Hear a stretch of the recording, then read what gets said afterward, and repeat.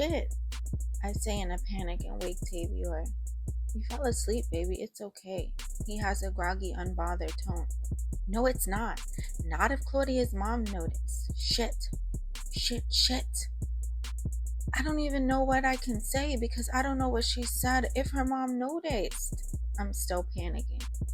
You might as well stay here until it's a bit later into the morning. Baby, you don't know what she told her mom. That will make it worse. Let me use your phone. Well, you use your phone. Call Claudia's house and ask for her. This early? Won't it be suspect? As I'm thinking if it still made sense, Taylor comes down the stairs into the basement. Oh shit. Sorry. I didn't know Summer was here, she says and starts to go back upstairs. No. Perfect timing. Call Claudia's for me, please. Ask to speak to her if her mom answers. I fell asleep. I need to know if her mom noticed. I didn't come in last night. Okay. She picks up the cordless phone in the basement. Tavior goes to roll over and pulls me back down onto the bed. He clearly isn't taking this seriously. Stop. I push him off me. Claudia? Taylor says and then listens. Hold on. She continues with, then passes me the phone. Hello? Girl, what happened to you? She sounds half asleep. I fell asleep. Did Mom notice? Nah, she isn't back yet. Okay, be home in 5 minutes. Unlock the door. She groans but complies. Thanks, Tay. No problem, girlie, she replies. Bye. Call me later or see you later. I kiss his cheek and he grabs my arm to pull me back down. Stop, you troublemaker. I gotta go down the block. We start laughing. I start to put my sneakers on and get ready to leave. Taylor, lock the door behind Summer? Nah, get your sleepy ass up and lock the door behind me. I say stern but playful. He peeks his head out from under the covers and smirks at me. You got it. He starts to get up. I like Summer for you. Taylor smiles. We all laugh a little bit and I go up the stairs to leave. We get to the front door and he unlocks it for me but stands in my way. I want to see you later. Okay, let me get back down the block before there is no later. He starts to laugh and moves. I peck his lips and hurry down the block.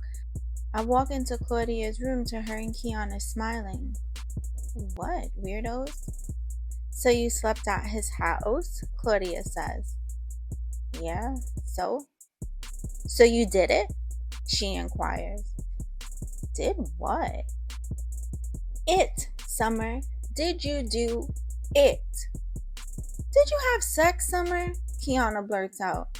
No, you niggas, I did not. I look at them both strangely. Oh, I thought that's why you slept over there, Claudia says. That was an accident. We ended up just staying to watch TV and I didn't want to have him call Evans and fuck up y'all little flow or whatever.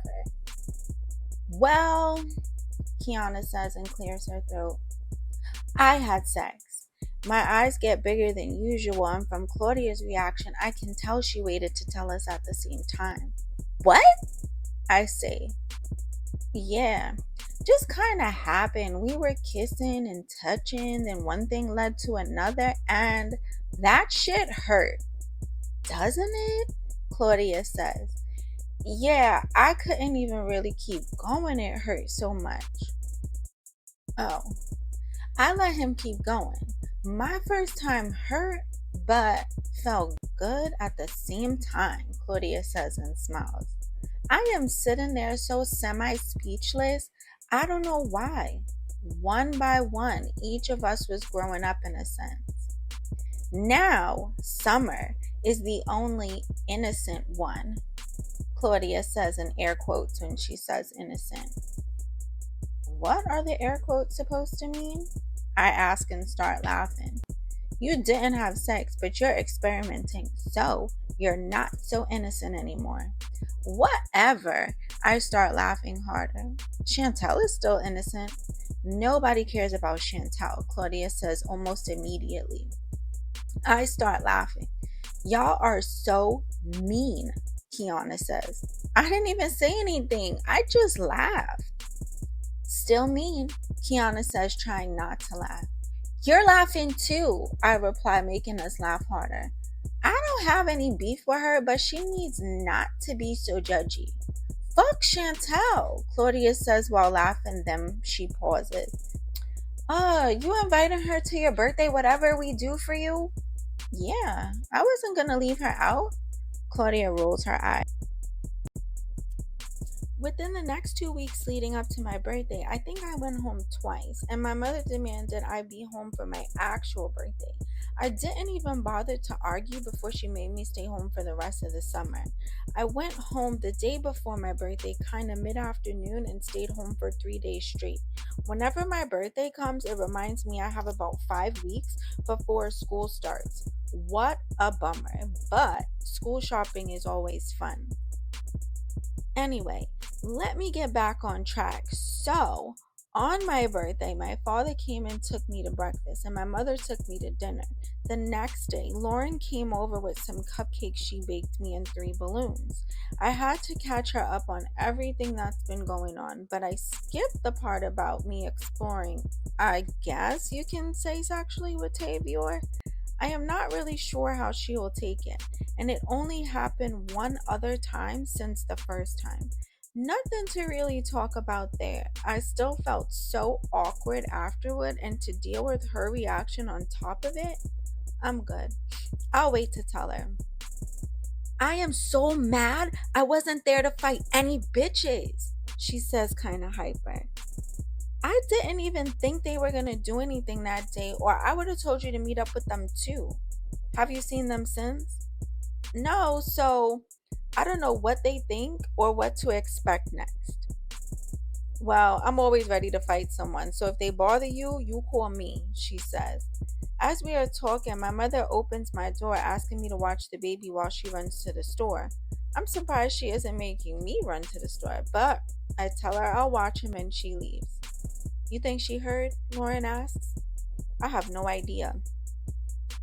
If my mother did hear anything, she won't say it now. She will wait and pretend someone in the neighborhood told her.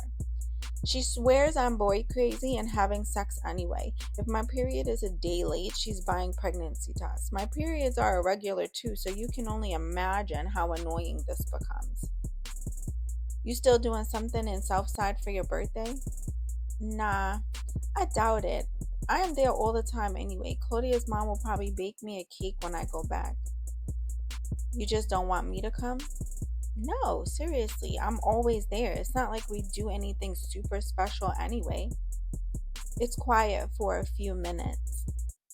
What's up with you and Jason? I'm not really speaking to him much anymore. I told him I knew he was lying about whatever happened at my party with Claudia, and I was right. She pushed up on him and they kissed in the bathroom, so she lied to my face, she says with an attitude. Wait, what? I sound confused. Yeah, he finally told me a week ago, so I just distanced myself from him. You were trying to come to this girl's house to start shit? Yes and no. I was gonna ask her again, straight up, and if she lied, punch her in the mouth. And not tell me the plan first. You would have had me looking crazy. You check her if you want, but not in her own house. Got it looking like I brought you there to disrespect her mom's house. And she didn't even know you were dealing with Jason. I didn't even know, and you're my friend. I say, sounding annoyed. She could have been honest when I asked her when we was all here. You were aggressive. I wouldn't have either. That girl is sneaky as shit, Summer. Be careful around her. I don't know if this situation defines sneaky. She didn't know you and don't owe you shit. Yeah, true. But she could have told me straight up too. She's sneaky and my fist owes her mouth a visit. Relax, Tyson. I'll talk to her. I was kind of confused as to why Claudia didn't say anything to me privately. Maybe she didn't know my reaction or if I'd tell Lauren. I could have diffused her possibly. Now, Lauren is out for revenge. I already know. This is going to be messy. I'm going to ask Claudia if she kissed Jason. If she says no, I'll ask Jason myself what is going on. Oh, I knew I had something to tell you, Lauren says. What? Yamir asked about you again. I was in Smurfville last night hanging out with his cousin since I half dumped Jason. Smurfville, the Ville, was this apartment complex down the block from where we lived. The buildings were blue with white roofs. Asked about me saying what? If you still had a boyfriend or whatever. I told him I think so. You don't tell me much because I'm crazy. Indeed, you are crazy, but wait. Now you're messing with his cousin. You know, Ville niggas and these project niggas barely like each other. Exactly why I'm doing it, she says. This is exactly why niggas say girls ain't shit. We start laughing. Which one is his cousin again? I ask. The tall brown skinned one with the braids. Oh, yeah, Tate. I knew of Tate in passing. Ymir has a best friend named Preston. I know him more than any of them. Preston and I went to junior high school together for a year, I think. He originally went to Parsons down the block with the rest of the neighborhood, but got kicked out for fighting. I liked Tate first, but gave Jason a chance because they all say Tate is a hoe. Yeah, I heard that about all of them. They're all pretty niggas, I see. Tate is about 5'11" or 6 feet, had the prettiest brown complexion, and had curly hair that he wore in braids. He looked black and Spanish. I don't know if he is or isn't. Yeah, well, I told Ymir I don't know, but I figured you did because you don't be home that much. Ymir is mad cute and he seems quiet. Preston started asking when you got a boyfriend and how Ymir knew, blah, blah, blah. She says, wait, huh? Preston? Rayne, just because you pay people zero attention doesn't mean they don't pay you attention. Preston never seemed like he liked me. He probably just asked being more inquisitive. Preston is cute too, but I'd never ever homie hop, even if he was just asking, not just to ask. Preston was the opposite of Ymir in terms of looks. Preston was a nice milk chocolate complexion, maybe an inch or two taller than Ymir. Always had a low cut for his hair and dressed nice as hell. Ymir dressed nice too, but Preston was more on his shit. You not homie hopping if you never picked up a homie, Lauren says. We start laughing. That is true, but nah, something about Ymir I like. I shrug. You're gonna make Maurice jump off a building, she says and starts laughing. How? You go ahead and be single. And mess with Ymir. Maurice's blood will be on your hands. I start laughing. Nah, he gotta relax. Anyway, I'm gonna go down there, see if your mother is back and come with me. I pick up Chandel, who was asleep the entire time, and go see if my mother came back. As I'm walking toward her room, the front door opens and in runs Reefy, Cheyenne, and Sharif.